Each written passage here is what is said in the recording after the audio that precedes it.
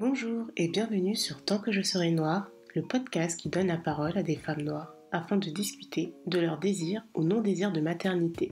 Pour ce premier épisode, j'ai le plaisir de recevoir Aïssa Sika. Aïssa tient le blog Womex of Color qui vise à briser les stéréotypes et la fétichisation des femmes de couleur en Europe. J'ai découvert le travail d'Aïssa à mon retour de Rome. Je cherchais des témoignages de femmes noires qui avaient mal vécu leur séjour dans la ville éternelle. Et je suis tombée sur un très bon article d'Aïssa qui décrivait tout ce que j'avais pu ressentir. Aujourd'hui, elle a accepté de partager avec nous son expérience en tant que femme noire vivant en Europe. Nous avons parlé de racisation, transmission, briser quelques tabous qui sont encore présents au sein des communautés afrodescendantes. Puis enfin, nous avons parlé de son désir de maternité. Bonjour Aïssa, est-ce que tu pourrais te présenter? Je suis une blogueuse et ça fait depuis 2018 que j'ai lancé mon blog et ça s'appelle Womex of Color. Alors en fait en anglais c'est le diminutif pour dire women and trans women parce que j'ai envie d'inclure les femmes racisées mais aussi les femmes transgenres. Donc j'ai commencé parce que je trouvais que les médias en général sont plutôt très en retard et véhiculent toujours ces stéréotypes, toujours ces clichés. Et je me dis que si j'ai envie de changer quelque chose, ben, je préfère le faire moi-même parce que si j'attends, je pense que je peux attendre toute ma vie. Et donc j'avais commencé mon projet par interviewer seulement les femmes afrodescendantes. Mais après, je me suis dit, bah déjà à Berlin, la communauté afrodescendante est très limitée. Et aussi, je me suis dit peut-être que je me ferme la porte aussi à d'autres histoires qui méritent d'être entendues. Et après, j'ai élargi pour les femmes racisées en général. Je parle vraiment de différents sujets. Donc, par exemple, mon dernier article, un de mes derniers, c'est que j'avais interviewé une chanteuse afro-américaine et espagnole à Madrid. D'accord, super. Et qui fait de la musique folk. Et du coup, elle parlait de sa carrière, comme quoi pour elle, c'était un peu plus difficile de s'imposer parce que c'est une femme racisée, que voilà, il y a aussi un côté paternaliste et te dire qu'est-ce qu'il faut faire. Et aussi un autre article que je suis en train de travailler en ce moment, c'est une fille qui fait du Kempo karaté. C'est un sport qui est pas du tout connu. Et c'est pas du karaté, c'est une autre version, c'est un autre art martial et je suis en train de travailler là-dessus et voilà. Ok, Donc j'ai fait super. des interviews j'ai fait à Berlin, à Vienne et à Madrid et après l'année prochaine je prévois aussi de faire dans d'autres villes européennes et D'accord. j'aimerais aussi faire en dehors de l'Europe et on verra. Donc toi, sans gêne, tu utilises le terme racisé. Est-ce que tu veux l'expliquer rapidement c'est quoi être racisé pour toi? Ouais. En fait, je l'ai découvert avec une fille que j'avais interviewée justement qui fait partie d'un collectif qui ont un magazine féministe intersectionnel. Parce qu'en fait, je connaissais pas ce terme, mais je détestais le terme femme de couleur. Parce que le Oui, problème, le terme de femme de couleur, ça renvoie à l'époque coloniale, ça renvoie oui, à la femme, à toutes les femmes racisées qui ont été exploitées sexuellement, etc. Et du coup, je dirais que pour moi, le terme femme racisée, c'est toutes les personnes qui, dû à leur genre et dû à leurs origines ethniques, subissent beaucoup plus de discrimination et ont aussi enfin, c'est en fait, c'est ensemble, si tu veux, c'est un tout, en fait, mais ouais, ça va beaucoup jouer sur les deux parce que l'un influence l'autre, le sexisme influence le racisme, etc. Enfin, tout est lié, donc je dirais que c'est plutôt ça, oui. Et que c'est des d'accord. personnes qui ont des barrières invisibles. Par exemple, pour les femmes racisées, ça va être beaucoup plus difficile d'être dans un poste de décision qu'une femme blanche, par exemple. Et Oui, c'est prouvé par de multiples études. J'avais interviewé une femme asiatique entrepreneur qui est entrepreneur vietnamienne et américaine. Et dans mon article, j'avais mis une étude comme quoi, par exemple, les femmes asiatiques sont celles qui ont le moins de chances dans tout le bloc de personnes racisées hommes-femmes d'avoir oui. un poste de décision parce qu'il y a tous ces clichés véhiculés. Donc ton expérience à toi en tant que femme racisée, donc tu vis en Allemagne, si j'ai compris. Oui. Est-ce que tu penses qu'en ayant déménagé et puis en vivant en Allemagne, tu as une expérience racisée qui est différente? Ou tu penses qu'au final, c'est partout pareil? En fait, je pense qu'on subira toujours de discrimination, du racisme, du sexisme, mais c'est juste que c'est sous différentes formes. Je dirais qu'en France, je l'ai pas vraiment beaucoup vécu d'expériences racistes. C'était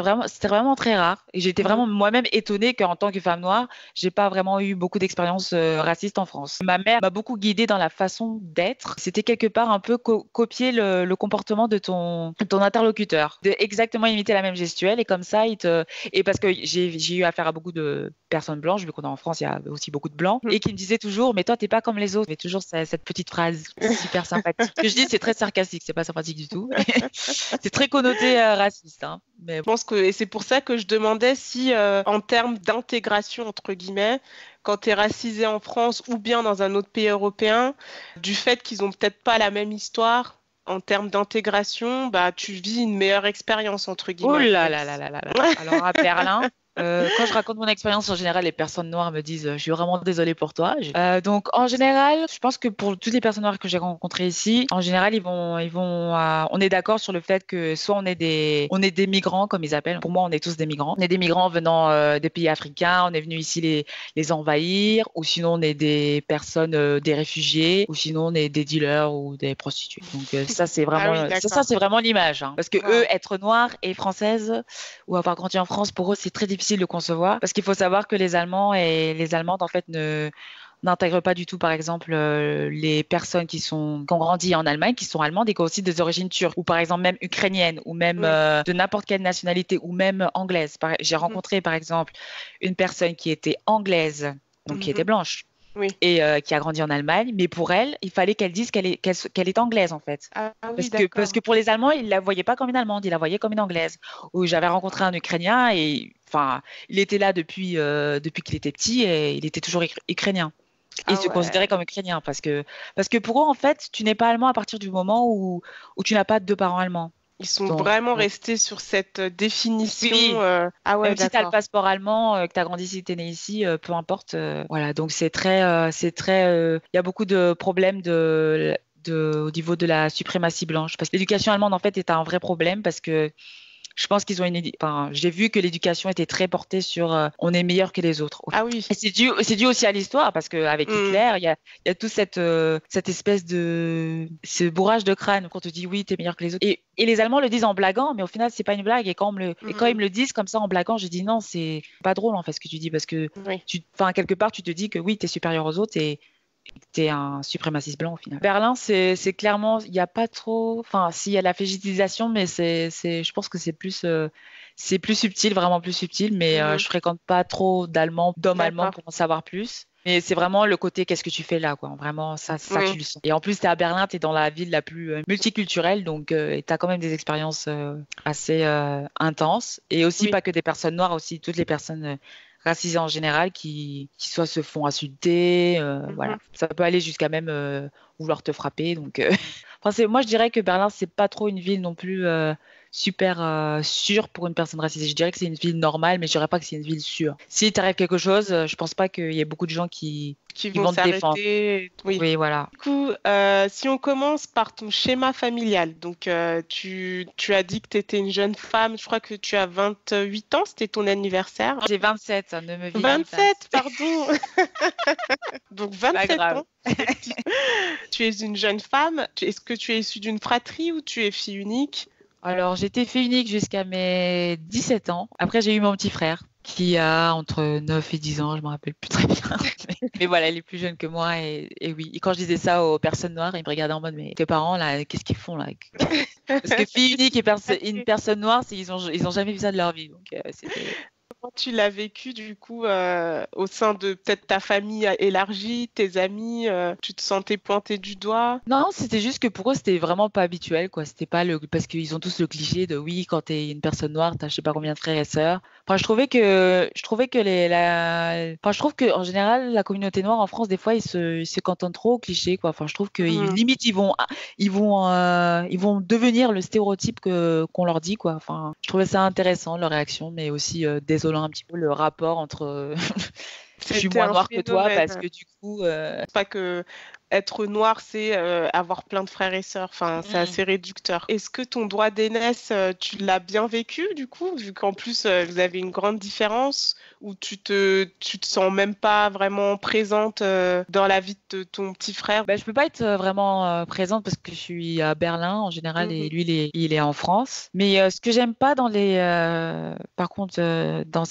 dans certaines familles africaines, c'est le traitement différent que tu fais entre quand c'est une fille et quand c'est un garçon. Donc là, je sais que par exemple, mon petit frère, il a 10 ans et il peut aller dormir chez des copains tout va bien. Mais Mhm. moi, quand j'avais son âge, je pouvais pas aller dormir chez les copines. Et oui, et que je peux apprendre des choses, des petites filles blanches et tout ça, tatati tatata, et Oui, ça peut me pervertir. Donc j'ai oui. trouvé ça, je trouve assez là. J'en ai pas encore parlé avec mes parents, mais un jour j'aborderai ce sujet sérieusement. Mais ça, je pense que c'est une problématique pour tous. Mais après, j'ose espérer que nos générations à nous, et ça va découler sur la question suivante, en termes d'éducation, du fait qu'on ait cette double culture afro-européenne, on essaye de casser un peu ces clichés et de faire C'est en ça, ouais. sorte que fille ou garçon, au final, c'est la même chose. Enfin, ça reste Oui, des voilà. enfants, et du Oui, coup, il n'y a exactement. pas de traitement de faveur à avoir entre les deux. Est-ce que toi, déjà, tu te sens devenir maman? Est-ce que tu as cette envie ou pas du tout? Et si oui, quel serait ton schéma de famille idéal? Bah, moi, je pense que j'aimerais bien devenir maman. Et parce que là, en ce moment, je vois des bébés et je suis toujours là. À chaque fois, tous les hivers, je suis en extase sur les bébés. Je sais pas pourquoi, mais j'ai vraiment envie de venir. Mais je pense que avant de devenir maman, il y a beaucoup de personnes qui devraient prendre soin d'elles et aussi parler de leurs problèmes, que ce soit des traumatismes, enfin, tout ce qu'elles ont vécu qui a été assez problématique et difficile pour eux. Mhm. Parce qu'il y a beaucoup de personnes qui font des enfants, mais qui ne prennent pas soin d'eux au niveau de la santé mentale. Et je trouve que c'est très important avant de fonder une famille. Et mon schéma idéal, ce serait, je pense que j'aurais une famille avec un homme, parce que je me vois plus avec un homme. Je ne me vois pas vraiment avoir une famille avec une femme. Et après, que ce soit un homme transgenre ou un homme voilà cisgenre, je m'en fiche. Mhm. Enfin, c'est pas mon problème. Et j'aimerais, je pense que c'est un schéma classique, hein, voilà. Après, au niveau des valeurs, c'est vrai que moi, je vais pas du tout faire attention à ton genre. C'est tu le fais, point Mhm. barre. Tout le monde participe au ménage, tout le Oui, monde donne son point de vue, oui, chacun s'habille comme il veut, etc. Bon, bien sûr, oui, enfin, il y a des limites. À 10 ans, je vais pas non plus te dire, habille-toi en mini-jupe, va te maquiller, va en boîte, oui. ça va. Enfin, bon, il y a quand même des règles que, voilà. Je pense que je vais être très ouverte au niveau de la sexualité parce que je pense que, Mhm. malheureusement, moi, j'ai pas eu d'éducation sexuelle. Je blâme pas mes parents, c'est juste que Oui, eux aussi, ils ont eu cette éducation-là et que ça a toujours c'est été un ça, tabou. Et je trouve ça très dangereux parce qu'il y a des filles, en fait, qui tombent enceintes parce qu'elles ne savent rien du tout. Et même exact. moi, au niveau de mon vagin, je ne connais rien. Oui. Donc bientôt, j'irai chez une gynécologue pour qu'elle m'explique tout de A à Z parce que je suis comme une enfant de 5 ans, quoi. Je Mm, comprends mm, rien. mm. Je pense que c'est même universel, ça. Je Oui, pense que c'est toute universel, femme, ça. C'est c'est le tabou, connaît rien du tout sur le sexe féminin. Et c'est vrai que, effectivement, si je devais avoir des enfants, c'est une des choses que je mettrais en priorité, quoi. Enfin, parce que ça. comme tu dis, ça fait partie aussi de la connaissance de soi. Et Ouais. c'est vrai que, malheureusement, de manière générale et dans nos communautés afro-européennes, ça reste quand même un sujet tabou. C'est pas facile de l'aborder. Enfin, moi, je vois, j'ai quelques copines avec qui je peux en parler, mais pas toutes, hein. Même Oui, des oui, filles oui. de mon Ouais, âge qui sont super gênées et je me demande pourquoi en fait. c'est ça. Pourquoi autant de tabous? Et par exemple, enfin, moi je suis d'origine sénégalaise Oui. et je Moi sais aussi. que, enfin, je sais qu'au Sénégal, ben, dans la sphère privée, ben, la sexualité c'est quand même très présent. Enfin, on a aussi cette réputation d'être très coquette, etc. Enfin, Mhm. euh, mais ça reste dans des sphères privées. Et C'est c'est ça, vrai oui. qu'il y a cette schizophrénie, en fait, et je pense que toute personne racisée vit dans ça, en fait, une schizophrénie perpétuelle dans le sexe, dans C'est tous les ça, ouais. sujets, en fait. On doit Oui, avoir voilà. un double discours. Et c'est vrai Exactement. que pour un enfant, c'est super traumatisant. Et j'espère qu'un jour, on arrivera à, à passer au-dessus de Bah ouais, hein. Non, mais aussi au niveau de la virginité, alors là, ce double discours, enfin, Ouais. c'est incroyable. Oui, pendant longtemps, mon père m'a dit, enfin, on m'a fait rien sur l'éducation sexuelle, mais on me dit, oui, il faut que tu restes vierge, oui, parce que la femme doit rester vierge, mais l'homme peut éventuellement avoir des rapports Mm, sexuels. Mais toi, par contre, si t'en as, c'est très mal vu. Alors, oui, mm, dans le Coran, c'est marqué qu'on doit rester vierge, effectivement, mais pourquoi dans ce cas-là, l'homme, s'il a des rapports sexuels, c'est OK, mm. mais pour la femme, par contre, non, elle sera vue comme une fille facile, Qui qui a pas va. de valeur, voilà, c'est ça. Toi qui, je pense que je te mettrais dans la catégorie spécialiste de tout ce qui est identité. Est-ce que toi, donc si demain tu es parent, comment est-ce que tu aborderais cette question d'identité? Comment est-ce que tu vas transmettre et permettre à cet enfant de se créer sa propre identité au final? C'est Ouais. peut-être une question super compliquée, surtout quand on Oui, n'a pas encore d'enfant. oui, c'est compliqué, mais c'est une très bonne question et je me pose cette question souvent parce que jusque-là, j'ai eu que des relations, mais pas avec des personnes racisées. Et D'accord. je me suis dit, mais ça va être très compliqué parce que je suis quand même très attachée à ma culture sénégalaise Aussi, d'où je viens au Sénégal, c'est aussi une culture animiste. Donc, j'aimerais vraiment beaucoup transmettre tout ça. Mais je pourrais pas tout non plus transmettre parce que j'ai aussi vécu en France et je transmettrais une culture Ouais. française. Mais mon rapport avec l'identité française est très compliqué. Donc ça va être un challenge déjà de me dire qu'est-ce que j'ai envie de transmettre et ce rapport complexe que j'ai avec l'identité française et comment je vais pouvoir gérer cette complexité. Ouais. Est-ce que j'ai vraiment envie parce que pour moi, si je transmets cette culture, ça voudra dire que je suis quelque part vraiment assimilée. Mais d'un autre côté, je me dis non, j'ai grandi quand même dans ce pays, c'est quand même mon Ouais. pays, donc je devrais pas voir ce point de là, mais donc c'est un petit peu compliqué. Et pour la culture sénégalaise, j'ai pas non plus grandi au Sénégal. Ouais. J'y vais pendant les vacances et c'est totalement différent et Mm. j'y vais pas souvent non plus. Mais je pense que je peux leur transmettre quelque chose en racontant tout simplement mon histoire et celle de mes parents Mm. et Ouais. celle de leurs arrière-grands-parents. Je pense qu'ils auront vraiment des réponses à leurs questions, pas toutes les réponses, parce que par exemple, s'ils grandissent en Allemagne, c'est différent, vraiment différent d'être une personne racisée Ouais. en Allemagne qu'en France. Donc du coup, il y aura des choses auxquelles ils pourront se reconnaître et d'autres non, ils pourront pas Mm. s'identifier. Et si par exemple j'ai des enfants noirs, bah, ce sera peut-être, ils pourront plus s'identifier que par exemple Mhm. s'il y a des personnes métisses parce qu'ils ont d'autres Ouais. aussi problématiques. Et donc ce sera, ouais, je pense que en racontant mon histoire et en allant dans le pays et Mhm. en allant régulièrement et en parlant la langue et un minimum et je suis aussi entourée de la littérature, de films. Je pense que oui, c'est Ça un moyen de pourrait aller. transmettre. Ouais. Et la musique aussi et voilà, il y a beaucoup de choses.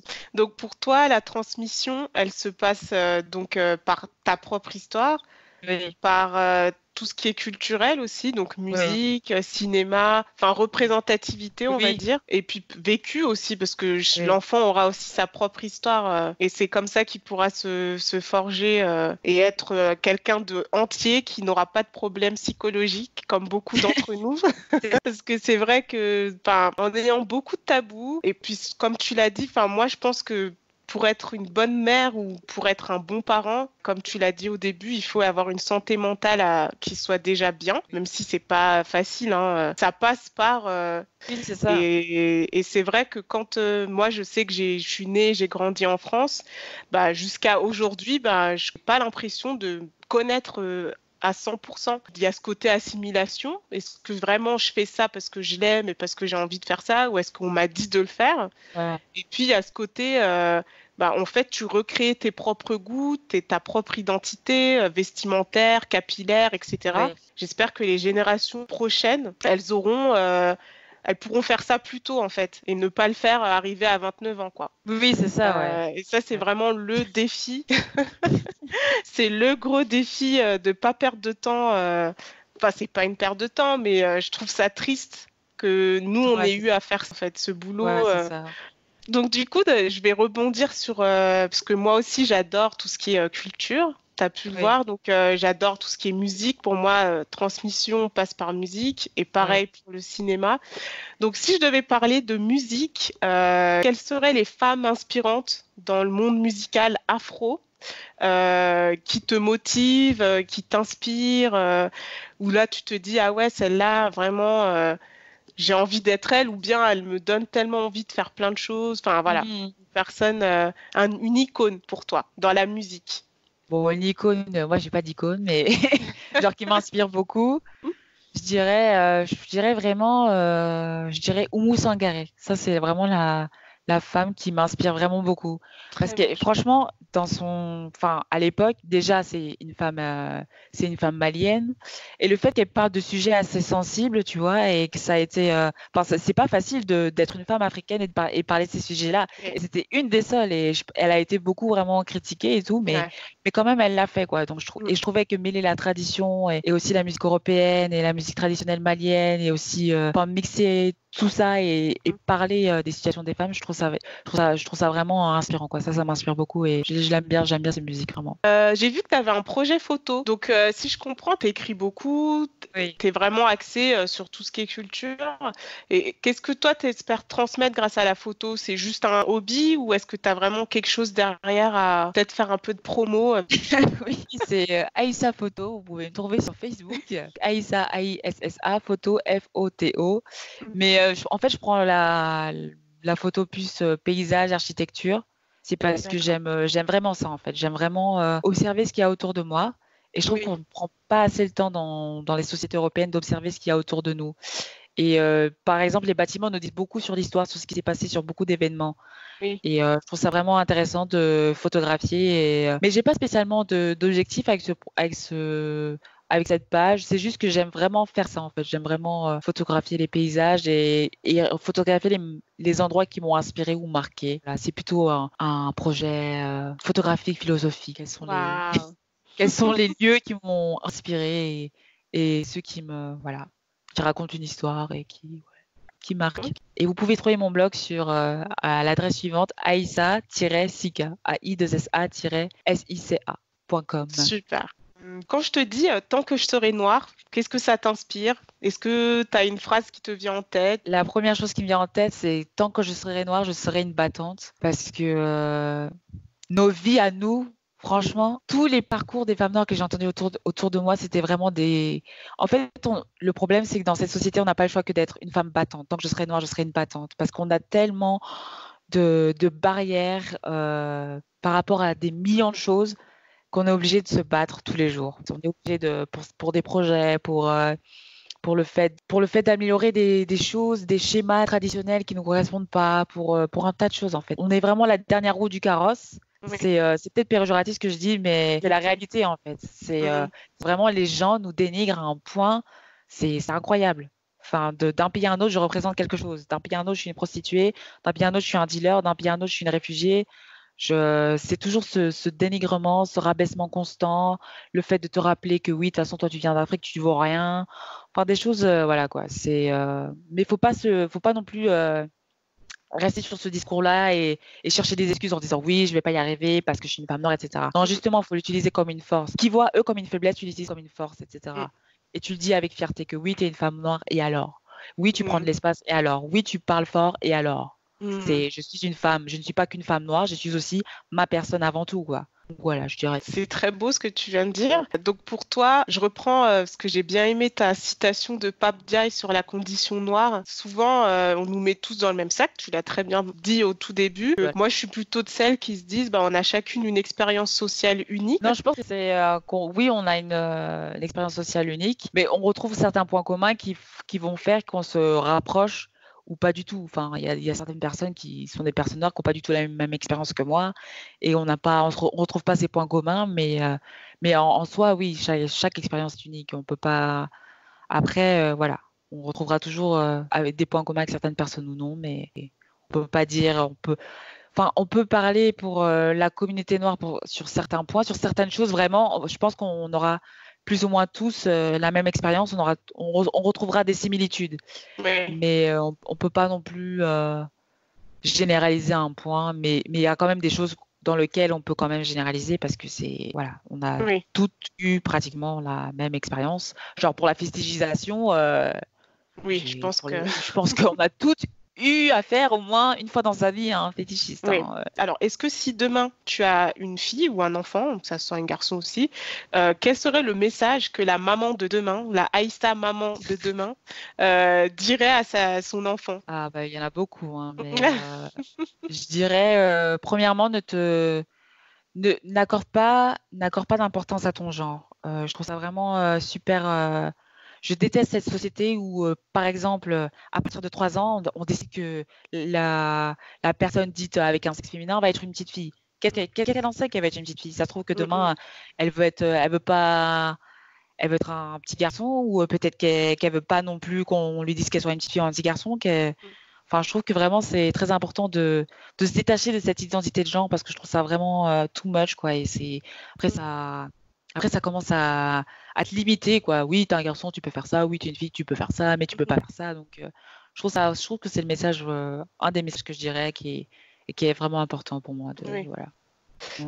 Et est-ce que tu as réussi à faire un lien avec les communautés afropéennes, je dirais pas africaines parce que c'est super vaste, Ouais. mais est-ce que tu arriverais à expliquer pourquoi dans nos communautés, on a vraiment du retard par rapport à ça. Déjà, dans les sociétés occidentales, parler de questions de genre, c'est dérangeant. Ouais. Comment t'expliquerais que chez nous, bah, ça soit encore plus tabou? Est-ce que tu as une idée? Est-ce que dans tes lectures...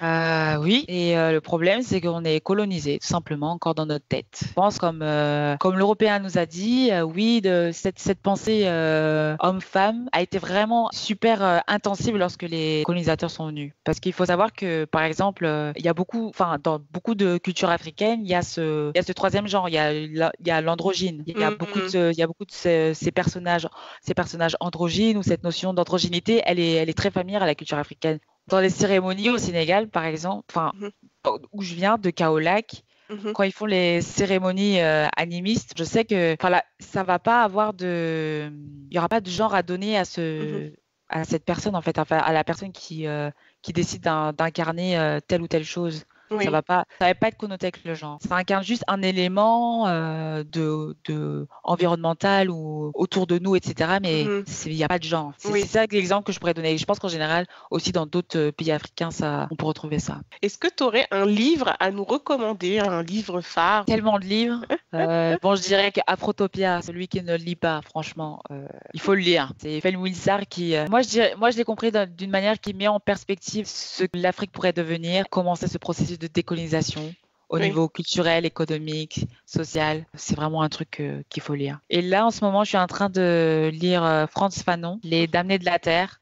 Je trouve ça assez compliqué à lire, franchement. Je pense que c'est son style d'écriture que je suis pas habituée, parce que je suis habituée à lire des trucs très classiques littéraires, genre Zola, Balzac, etc. Mais je pense que c'est aussi un livre qui en dit beaucoup aussi sur la décolonisation et comment c'était vu à cette époque, dans les années 60, parce que c'était vraiment tout frais et qu'on est encore dans ce processus-là, mais je trouve que aussi c'est un livre à lire. Et tu disais que tu as beaucoup lu du Zola, du Balzac. Est-ce que tu as eu une africanisation de ta bibliothèque au fur et à mesure des années? Oui. Alors, il faut savoir qu'en fait, mes parents, ils avaient aussi en fait, ils avaient une bibliothèque. Ils avaient les auteurs français. Donc, ma mère me disait, bon, tu vas lire ces livres pour montrer aux Blancs que, voilà. Parce qu'elle m'a dit, malheureusement, tu es en France, ça et ça, et qu'il va falloir faire semblant d'être assimilé et de montrer que tu as une certaine culture. Donc, tu vas lire les livres classiques, etc. Donc, elle m'a poussé sur ça. Mais aussi, il y avait beaucoup d'auteurs africains dans la bibliothèque. Donc, j'ai pas fait une africanisation, j'ai été habituée à ces auteurs africains. C'est juste que, comme c'était des thèmes assez... des fois, je lisais, j'avais genre 10 ans, mais je comprenais pas vraiment ce qu'ils disaient au niveau de beaucoup de choses de l'afrocentrisme ou de panafricanisme ou des choses qui se passent dans la société, par exemple sénégalaise, mais que je pouvais pas comprendre parce que j'étais trop petite, en fait. Et par exemple, ils avaient le livre Amadou Hampâté-Bâ, l'enfant Peul. Oui, mais je comprenais rien, donc du coup, faut que je relise, quoi, par exemple.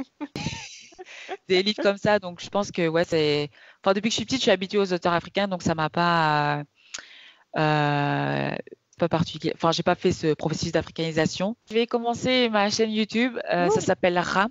Et Ram by Aïssa Sika, Ram en sénégalais, ça veut dire savoir connaître. Et en fait, c'est juste, j'ai dit en Wolof, en Wolof, ça veut dire, si je commence à dire en sénégalais. Le débat. Ah là là là là, vous voyez, là, je suis encore colonisée. Non, mais... c'est le fait de parler plein de langues et du coup, tu mélanges tout et n'importe quoi. Bref, on dit, la langue Wolof, la langue. la langue, une des plus parlées au Sénégal.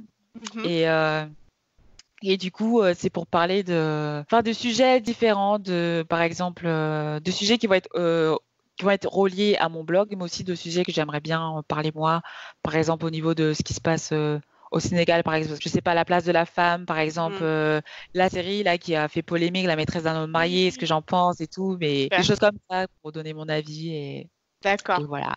Ça c'est écrit X-A-M et by B-Y-I. Ok, je mettrai les infos. Oui. Super. Mais ce que j'aimerais ajouter, c'est que vraiment, je trouve que c'est important que pour les personnes noires, qu'elles soient caribéennes ou africaines, de vraiment se rapprocher de leurs racines. Parce que tu trouveras des réponses que dans la culture européenne, tu ne pourras pas trouver où que tu vis, que tu sois au Portugal, en Espagne, en Italie, en France, tu ne pourras pas trouver. Il faut que tu vraiment te rapproches des racines. Genre, Oui. par exemple, c'est un truc, bon, il y a des gens, ils y croient pas, mais j'avais beaucoup eu de mal pendant je sais pas combien de mois à dormir. Je faisais Mhm. tous les jours des cauchemars. Donc j'avais regardé au niveau de la culture sérère, parce que Mhm. c'est où je viens au Sénégal, les sérères, ils sont plus localisés au niveau du sud du Sénégal. Et je regarde un peu la manière dont, parce qu'ils ont une religion à eux, Mhm. et l'animisme, ils ont leur dieu, etc. Les totems, enfin, ils ont leur pratique à eux. Mhm. Et j'avais vu quelque chose, je lisais, et que c'était une prière qu'ils disaient avant de dormir. Il y avait D'accord. tout un rituel à faire. Ils mettaient le pagne et tout ça et tout ça. Moi, j'ai pas le pagne du tout, mais ils disaient la prière tous les soirs. Mhm. Et en fait, c'est contre les cauchemars. Parce que D'accord. pour eux, le rêve, c'est une continuité de la réalité. Et moi, je l'ai toujours aussi vu comme ça. C'est beau. Ça stoppe pas, en fait. Contre les cauchemars, ils disent une prière avant de dormir. Et depuis que je fais cette prière, que je récite cette prière plusieurs fois tous les soirs, je ne fais plus de cauchemars. C'est un truc de dingue, en fait. Et moi, même, j'y croyais pas. Je me suis dit, bon, je vais le faire, mais bon, Mhm. j'étais pas convaincue. Je la Oui. récitais, mais c'était pas quelque chose, parce que c'est pas du tout familier pour moi. Et quand j'avais arrêté cette prière, genre quelques jours, j'avais fait des cauchemars. Ah Et dès que j'ai ouais. repris, j'ai plus fait de cauchemars. Donc et je dors vraiment profondément et je suis pas perturbée, etc. Donc C'est je trouve ça fou. vraiment, je trouve ça fou en fait, parce que c'est vraiment quelque chose que je j'y crois pas forcément. Je suis Mhm. pas familière, donc je connais pas, etc. Donc je me suis dit bon, mais je trouve ça vraiment incroyable, quoi. Donc je pense que c'est vraiment important en fait de pas oublier d'où on vient, de vraiment essayer de se rapprocher au maximum Mhm. de la culture, mais aussi de voir il y a des choses qui sont vraiment comme la sexualité, que vraiment il faut changer, quoi. Oui. Donc voilà, il y a des choses à garder, mais il y a aussi des choses à changer. C'est vrai que bah après on a quand même cette chance grâce aux réseaux sociaux, et ben, on a des espaces à nous. C'est sur Enfin, Internet, quoi, genre n'importe qui c'est peut ça. tomber là-dessus. Donc Exactement. Non, non, mais c'est fou parce qu'il y a quelques années, il fallait passer par les médias mainstream. Et oui, il y a un point que j'ai pas abordé. Qu'est-ce que tu penses, toi, du fait de ne pas avoir d'enfant en tant que femme noire? oh là là, je pourrais en parler des heures de ce truc. Alors là, franchement, je n'ai jamais personnellement rencontré une femme noire qui n'avait pas d'enfant parce qu'elle l'a choisi. D'accord. En général, c'était juste parce qu'elle pouvait pas, elle était stérile. Oui. Mais une femme noire qui ait choisi de ne pas avoir d'enfant, j'aimerais vraiment rencontrer cette personne. Parce que franchement, un jour, j'ai dit à ma mère, oui, bon, je sais pas si j'aimerais avoir des enfants, peut-être que je me vois plus seule, mais ça a été la panique totale. Elle m'a dit, mais Aïssa, mais qu'est-ce qui se passe? On peut pas vivre sans enfant. Mais la maternité, c'est obligatoire. C'est quelque chose de merveilleux. Enfin, elle m'a sorti tout un discours sur, alors que j'ai juste mentionné comme ça. Enfin, je me cherche, donc je me dis, ça se trouve peut-être que j'aimerais pas avoir des enfants. Je dis ça aujourd'hui, mais peut-être que demain, j'aimerais pas en avoir, en fait. Donc, je trouve ça vraiment cette pression mise sur, dans nos communautés en général, sur le fait que oui, tu dois avoir des enfants, tu dois te marier. Mm. Alors, le mariage, n'en parlons pas aussi. Enfin, je trouve que vraiment, c'est vraiment dur, en fait, que quand tu veux faire un autre schéma, Mm. par exemple, si tu as envie d'être polyamoureuse et que tu as envie de dire, bon, bah, je décide d'avoir des relations sérieuses, mais avec plusieurs partenaires, ça va être super mal vu. Mm. Et voilà, il y a ce double discours, mais après, par Ouais, exemple, si l'autre, ton frère décide d'être polygame, là, par contre, oui, bon, il respecte quelque part la tradition. Donc, c'est enfin, je trouve ça. que voilà, il y a toujours les femmes noires, vraiment, c'est vraiment difficile pour nous de se détacher du schéma traditionnel si on Mm. n'en a pas envie, parce que la famille aussi, pour nous, c'est très important, Ouais. parce que parce qu'on vit en communauté, en fait. Mm. Nous, c'est le communautarisme, ce n'est pas l'individualisme du tout. Oui. Du coup, ça nous détruit parce que Mhm. ça n'a rien à voir avec comment on vit nous. Et après, tu te retrouves constamment en deux chaises. Tu te dis, mais oui, mais d'un côté, j'ai envie de vivre ma vie, mais d'un autre côté, Mm. c'est la vie en communauté, quoi. Donc, comment je fais? Donc, après, il y a plein de gens qui commencent à avoir ce double discours et à cacher Ouais, leur vie. Enfin, c'est vraiment difficile, quoi. Et je trouve que, franchement, il faut arrêter de mettre cette pression sur les femmes, quoi. c'est ça. Mais qu'est-ce que tu répondrais à quelqu'un qui va au contraire te dire qu'une femme qui ne veut pas d'enfant, bah, c'est une femme noire occidentalisée au final? C'est assez réducteur de la femme noire. Quand genre la femme noire, c'est la maman, elle a je sais pas combien d'enfants. Alors, au bout d'un moment, faut voir la maternité autrement, quoi. Je sais pas. Donc voilà, bah merci beaucoup Aïssa. Mais C'était de rien. super. Merci à vous d'avoir écouté ce premier épisode. N'hésitez pas à vous abonner, liker et partager si ce dernier vous a plu. Vous pouvez commenter sur la page Instagram Tant que je serai noire. Je vous dis à dans un mois pour un nouvel épisode.